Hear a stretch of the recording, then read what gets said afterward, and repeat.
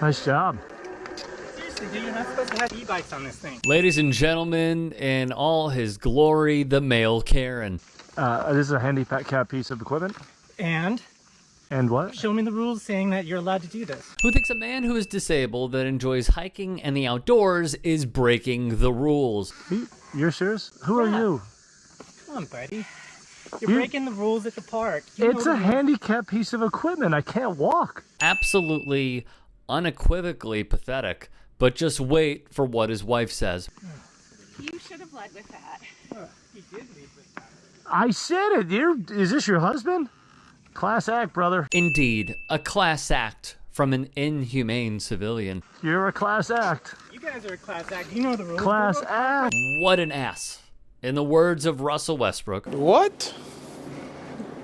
Bro, what are you talking about, man? Today, I admit I'm struggling. I'm struggling pretty big. I want you to remember one thing that I wrote yesterday before I posted that video, and I said kindness. I posted that video for one very simple reason, and that was to bring awareness. So the man behind the camera, Tom Morris, spoke on it. So the only reason I posted that video is because I want to advocate for people that, maybe don't have the ability to advocate for themselves. That video was never meant with intentions to do harm or ill will to those two people. I don't know them. I know them from one interaction, and I have nothing but love and kindness for them. This is not a revenge thing. This isn't anything like that. And to be honest with you, people have reached out and definitely a lot of support, and I appreciate that. But on the other end, what that man and woman's comments to me were, they weren't very nice. But some of the stuff that's being written in those messages they're challenging. And that's not who I am. That's not the message. The message is kindness. As we move forward, man, I would just really appreciate if we could just look at people with a little bit more empathy. Try and get out there and make this place a little bit better. And ladies and gents, this is how it's done. Morris has served as Senior Assistant Athletic Director for Athletic Performance at Indiana University, my alma mater.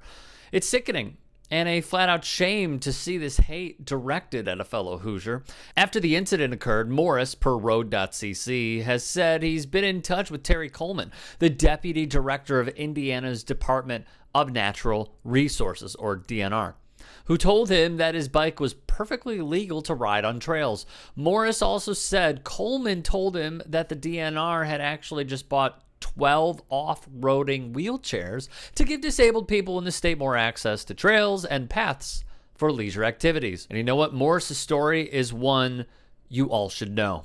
Being active and physically fit was a core part of his life. In addition to his work in the weight room, he often competed in cycling races, 24, 36, and 72-hour adventure races and triathlons. But after a mountain biking accident injured his spine, leaving him paralyzed from the chest down, a core part of him was seemingly gone. He remembers coming around a curve on his fourth lap of the Wapahani Mountain Bike Park, a popular network of trails at least 9 miles altogether, tucked into the southwest corner of B-Town. He remembers going airborne, somersaulting forward. He remembers hitting the ground head first and feeling a sensation he likens to suffering a neck stinger in football practice. And he remembers lying for 3 hours on the ground, unable to move beyond limited use of his arms, which weren't capable enough to reach into his pocket for his cell phone to call his wife Krista, or his work, or anyone who might be able to help him. He crashed his bike. He broke his neck. He cannot walk. There's absolutely no medical procedure or test on the planet that can tell him whether he will ever regain the use of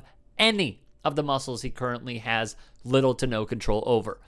But more than simply capitulating to that reality, Morris refuses to be changed by it. That, I am told by his friends and coworkers, this written in the piece, is why Morris will beat any of the odds in front of him, because for the rare 100th person in the crowd, the force of will is stronger than anything else. Today, Morris has risen above his injury. He is the Senior Assistant Athletic Director for Athletic Performance at IU, primarily with the men's soccer team. He is in charge of all the in- and off-season strength and fitness for the team, and oversees 15 strength coaches.